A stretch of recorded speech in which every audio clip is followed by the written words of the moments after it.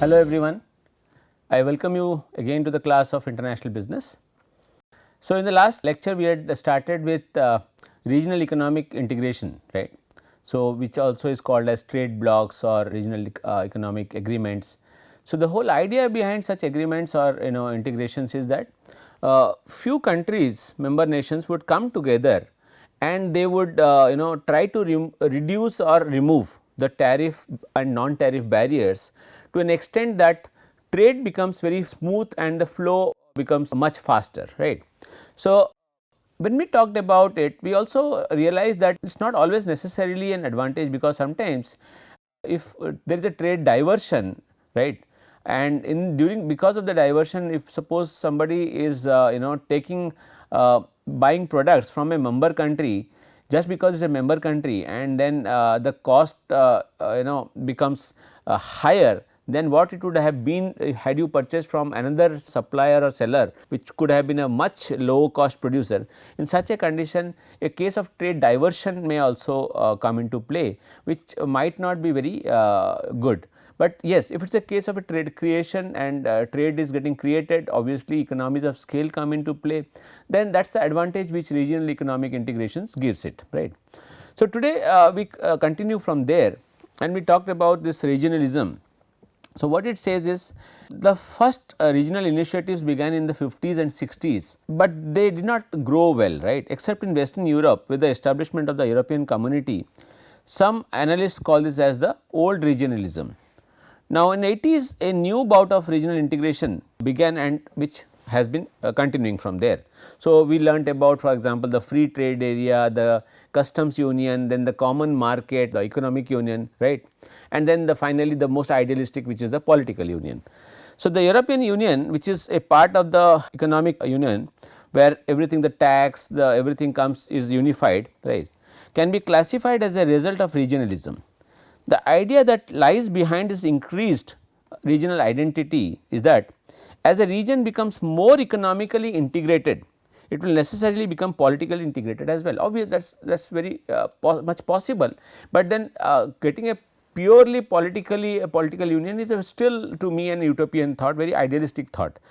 But yes, with more of trade, political convergence will also happen. Ideas, political ideas will tend to converge, otherwise business cannot happen. So, you cannot expect a business to happen between nations, for example, like Cuba and America, India and Pakistan, for that Iraq and Iran, because the point is the political differences are so high that trade cannot happen, and if trade happens, the political differences have to come down. Okay. Multilateralism is represented by the efforts on worldwide liberalization of international relations. So, we have already studied topics like GATT, WTO, where a large number of countries come into play.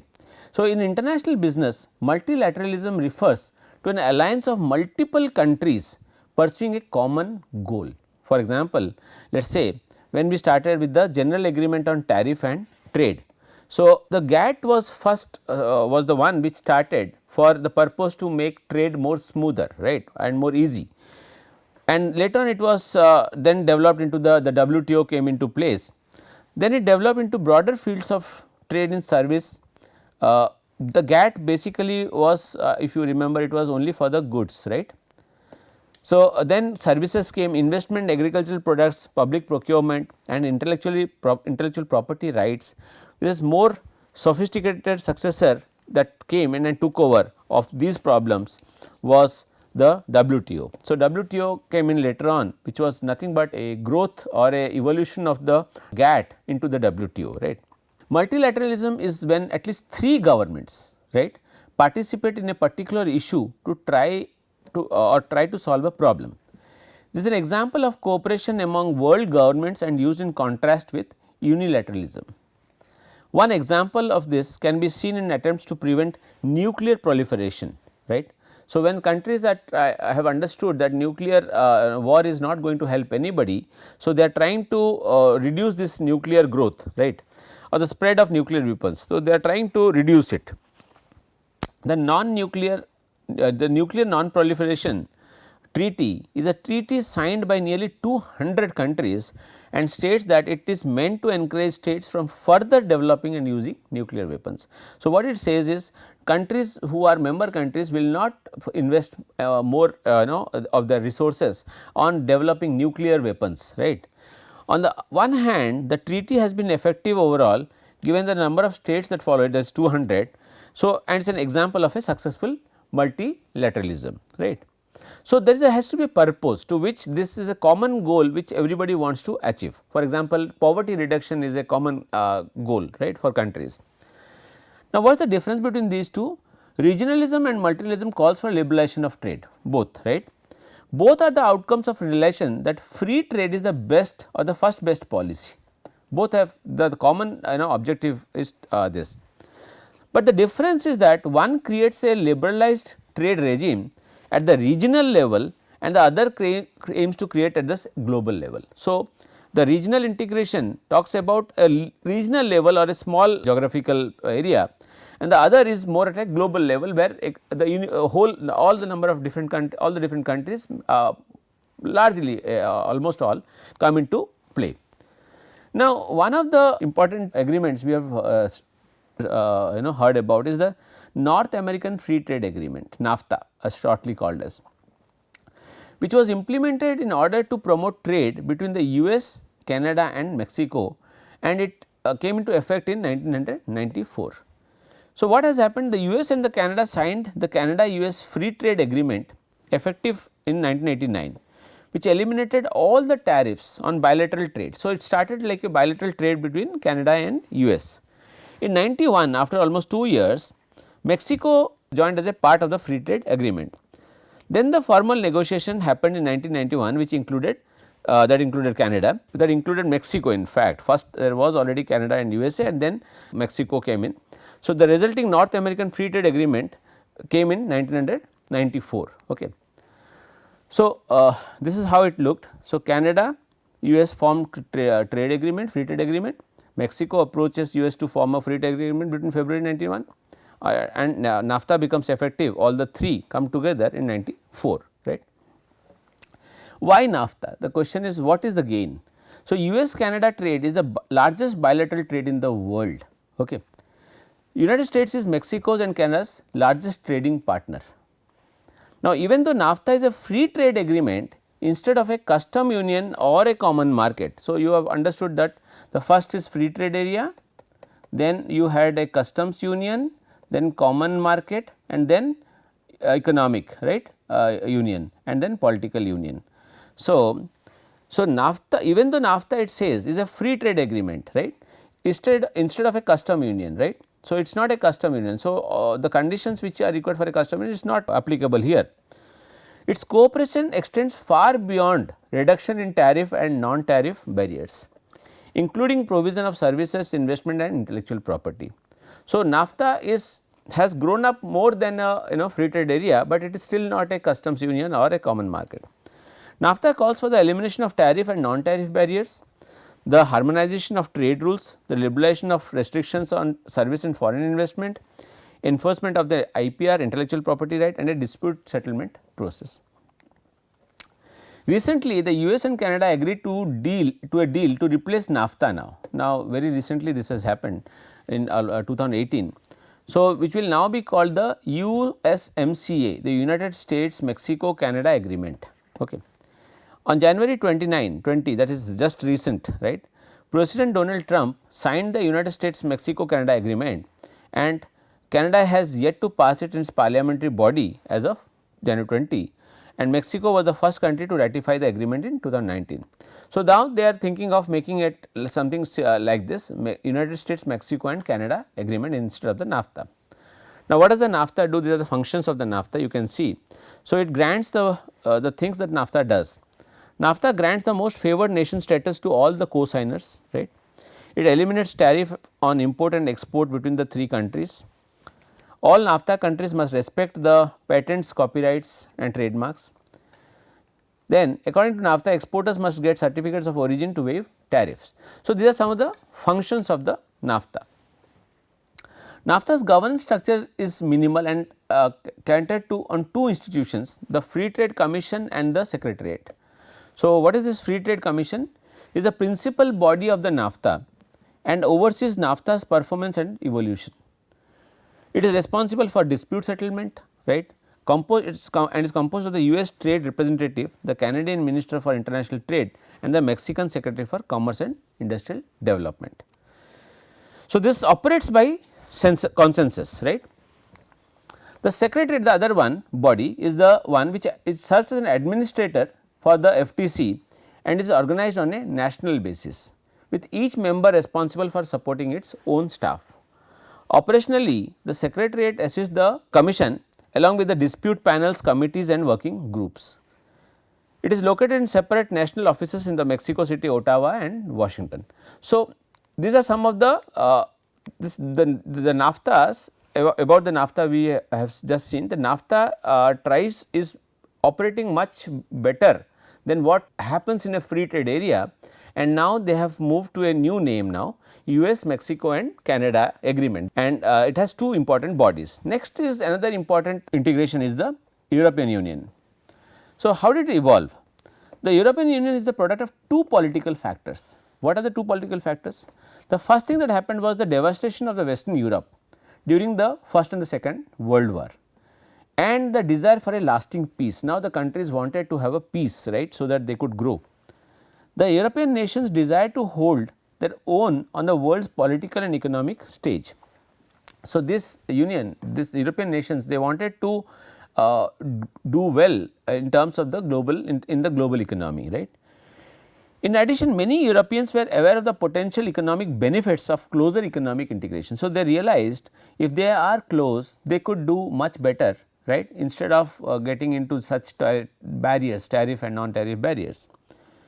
Now, in the forerunner of the European Union, the European Coal and Steel Community was formed in 1951 by Belgium, France, West Germany, Italy, Luxembourg and the Netherlands, right, these 5 nations. The objective was to remove barriers to intra-group shipments of coal, iron, steel and scrap metal. So, this was the first thing that happened. This is how the European Union started. Now, after that the signing of the Treaty of Rome happened in 1957. So, this was 51, this is 57. The European Community was established. So, the first time the European Community came into existence was in 57, and in 1999 the name again was rechristened to when the European Community became the European Union following the ratification of the Maastricht Treaty. So, the new community which came in was its objectives were elimination of internal trade barriers and creation of a common external tariff and requiring member states to abolish obstacles to the free movement of factors of production, which happens in any common market, right. To facilitate the free movement of goods, services and the factors of production, the treaty provided for necessary harmonization to the member states' law. The treaty committed the European Commission to establish common policies in agriculture and transportation also. Now, this is how it looks like. So, when new members joined the EU, the founding treaties were amended. So, 73 Great Britain, Ireland and Denmark joined, 81 Greece joined, 86 Spain and Portugal joined, 95 Austria, Finland and Sweden joined. May 2004, 10 countries Cyprus, Estonia, Hungary, Latvia, Malta, Poland, Slovenia, Slovakia, Czech Republic joined the EU, and then in 2007 Bulgaria and Romania joined. Croatia joined in 2013, bringing the total number of member countries to states to 27, right. So, the goals of the European Union were to promote peace, its values and the well-being of its citizens, offer freedom, security and justice across the borders, sustainable development based on balanced economic growth and price stability, and a competitive market with full employment and social progress and environmental protection. It combats social exclusion and discrimination. So, the whole European Union, they wanted to create a kind of a situation or a condition where the member countries can maximize the benefits and there would be no discrimination, right, at all. Promote scientific and technological progress, enhance economic, social and territorial cohesion and solidarity among the EU countries, right. So, this was some of the goals of the European Union, and they had a common currency which is the euro, right. So, we know that the euro is the next most popular currency after the dollar, right. In 1987, the Single European Act came up. So, this was born of a frustration among the members that the community was not living up to its promise. So, in early 80s, the European community had fallen short of its objectives to remove barriers. So, they had not done it well, right. So, most of the barriers were still not removed and free flow of trade was not happening.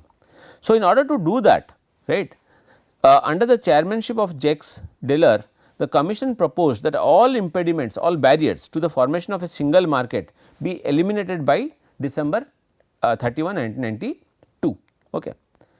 The member countries of the European Union, these are the list of the member countries. So, you can see 1, 2, 3, 4, 5, 6, 7, 8, 9, 10, 11, 12, 13, 14.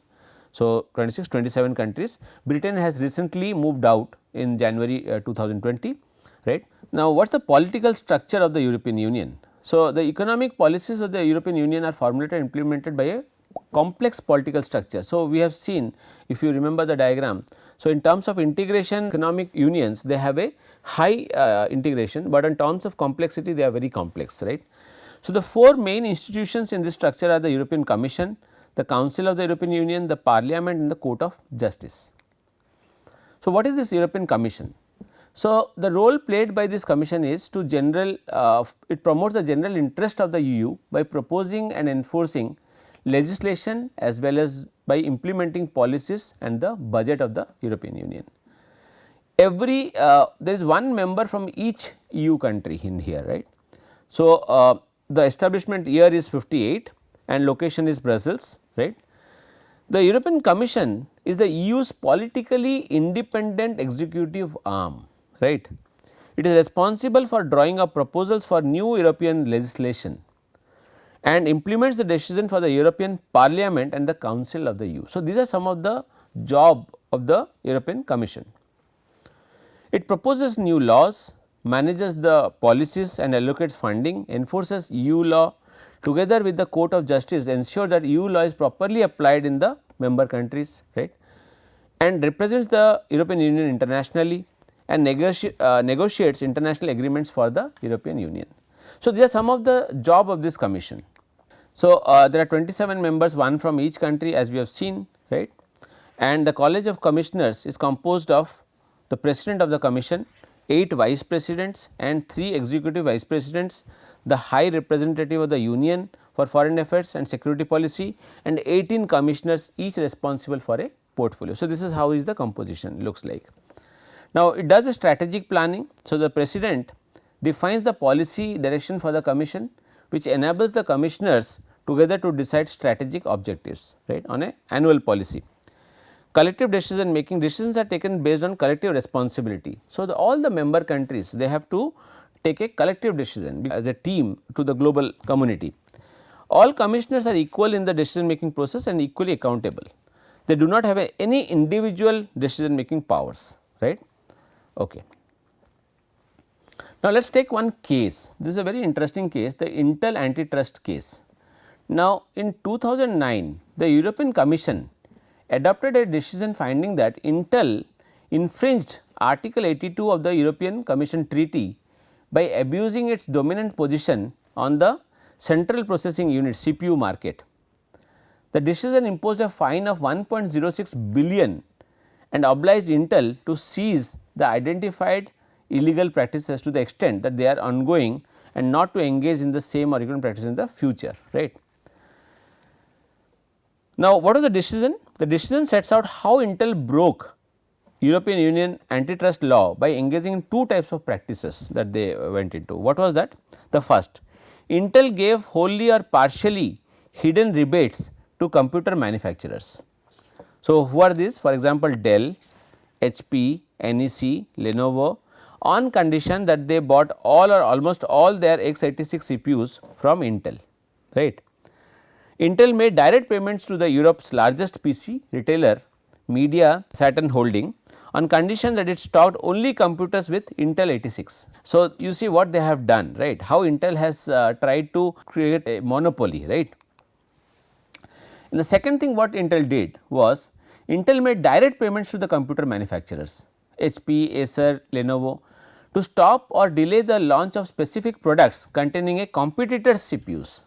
So, if somebody is using a competitor CPU, so it would make payments to stop it from doing it and to limit the sales channel available to these products. Now, this is a very dangerous thing, right. Intel's anti-competitive behavior diminished the competitors' ability to compete on the merits of their CPU. So, obviously, so two things Intel did. So, in fact, in one way they have completely tried to destroy the competition, right. So, this resulted in a reduction of consumer choice and in lower incentives to the innovative. To innovate. So, that means the companies saw there was no point in innovating and putting in so much of money into R&D. The decision sets out how Intel sought to conceal or hide its practices and how computer manufacturers and Intel itself recognized as the growing threat represented by the products of Intel's main competitor AMD. So, AMD, which was the major competitor, how Intel tried to destroy the competition. So, understanding this, Intel was finally heavily penalized, right. Now, what is the Council of the European Union? The Council of the European Union defines the political direction and priorities of the European Union. So, who are the members? Heads of state of the government of the European Union countries, European Council President and the Common President, right. So, it was established in 1974 informally, then 92 in a formal status, 2009 it became a EU institution, right. What does the council do? The council decides on the EU's overall direction and political priorities, right. So, it deals with complex or sensitive issues that cannot be resolved at lower levels of the intergovernmental cooperation. That means, if there is some problem, some issue between two governments, so it tries to resolve such issues. It sets the EU's common foreign and security policy, taking into account EU's strategic interest and defense applications. So, now you can understand that the European Union is becoming more or less like one market, right. It has become much more than one market, because now it has one currency also, and its political the interests of all these member countries, 27 member countries, now have to be tackled simultaneously, right. Nominates and appoints candidates to certain high profile roles such as the ECB and the Commission, right, the board and the Commission. So, who are the members? The heads of state or government of all EU countries, the Council President and the Commission President. It is convened and chaired by its President, who is elected by the European Council itself for a once renewable 2.5 year term, right. So, it meets 4 times a year, but the President can convene additional meetings and generally decides issues by consensus, but by unanimity or qualified majority in some cases, right. The next one is the European Parliament, the third body, directly elected EU body with legislative, supervisory and budgetary responsibilities. They have all got all these powers. There are 700 members, okay, and established in 1952 as a common assembly, right, of the coal and steel community we have seen earlier, and it is located in Strasbourg, Brussels and Luxembourg. Okay. It is the EU's law making body which is directly elected by the EU every 5 years. So, what does this parliament do? It passes the EU laws. So, legislative responsibility, budgetary responsibility. So, together with the Council of the EU based on European Commission proposals, it passes the EU laws, decides on international agreements and decides on enlargements, right. Reviewing the Commission's work program and asking it to propose legislation. And finally, it establishes the European Union's budget together with the Council, approving the long term budget, the multi-annual financial framework. The supervisory role here, democratic scrutiny of all the institutions will happen, right, they do it, and they elect the common president and approve the Commission as a body. Granting discharge, that is approving the way EU budgets have been spent. So, the supervisory role, basically we can all see this is a supervisory role. So, one was to create law, the other was to create the budget and see it and use it, and the third one is to just to monitor. So, this is the monetary part, right. What is the composition? It has no country, the number of MEPs for each country is roughly proportionate to its population. It is based on the population of the size of the country. No country can have fewer than 6 or more than 96 MEPs. and the total cannot exceed 705 because 704 and the one president is there. The president represents the parliament to other EU institutions and the outside world and gives a final go ahead to the EU budget. So, this is a very complex structure, obviously it is on complexity the European Union is on very high, right. Now, what does the parliament do? It prepares the committees to prepare legislation. So, we have seen plenary sessions to pass legislations, right. And finally, after all this there is the fourth important institution in the European Union is the Court of Justice. So, what is this Court of Justice? There is one judge from each EU country plus 11 advocates general, right. The general court has 2 judges from each EU country established in 1952 in Luxembourg, right. The Court of Justice for the European Union interprets EU law to make sure that is applied in the same way in all the EU countries, right, among all the members 27 member countries, and settle the legal disputes between national governments and economic European Union institutions. In certain circumstances, it can be used by individuals, companies or organizations to take action against an EU institution also, right, if they feel it has infringed their rights. Suppose any EU body has infringed their rights, so they can file a case against it. The composition is divided into 2 courts, Court of Justice, General Court as we have seen. So, this deals with the request for preliminary rulings from national courts, certain actions of annulment and appeals, and the General Court this rules on actions for annulment brought by individuals, companies and in some cases EU governments, right. So, this deals with mainly with the competition law, state aid, trade, agriculture and trademarks. After all this, after we have understood that the role of the EU, how the different 4 bodies are functioning. Now comes the most important, the currency. So, EU has its own currency, European Union has its own currency which is called the euro, right. So, this is the official currency of 19 out of the 27 EU countries today. That means, you can understand what kind of an integration it is, how large an integration. So, these countries are collectively called as the Eurozone, and who are the member countries which use this among this 19? Austria, Belgium, Finland, France, Germany, Greece, Ireland, Italy, Luxembourg, Netherlands, Portugal, Spain, Cyprus, Estonia, Latvia, Lithuania, Malta, Slovakia and Slovenia. In 1922, EC members signed the Maastricht Treaty which we had seen earlier, which committed them to adopt a common currency by 1999. The central bank and the European Commission in charge of maintaining its value and stability and for establishing the criteria required for EU countries to enter the European Union area, the euro area, right. An economic and monetary union EMU was a recurring ambition for the European Union, right, from the late 60s, because they wanted a very high level of integration, right. So, the EMU involves coordinating economic and fiscal policies of the member countries, a common monetary policies, a common currency which is the euro.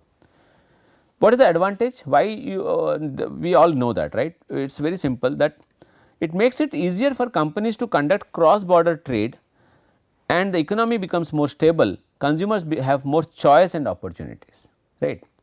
So, today we will wind up here. So, we have understood that we continued from the regionalism to the multilateralism, and then we talked about the NAFTA, what are the different members, and then the European Union, how the European Union structure is made up of, and then finally we come to the euro, which is a common currency which is adopted by the 19 countries out of the 27 countries, right. And recently we have come to know that Britain has come out of this zone, and today it is not a member of the euro anymore, and but it has been given 11 months to come out of this this transition period. And so, we will continue from here in the next lecture, and we will talk more about the economic effects of this integrations and how it has affected the global economy at large. So, that is for today. Thank you very much.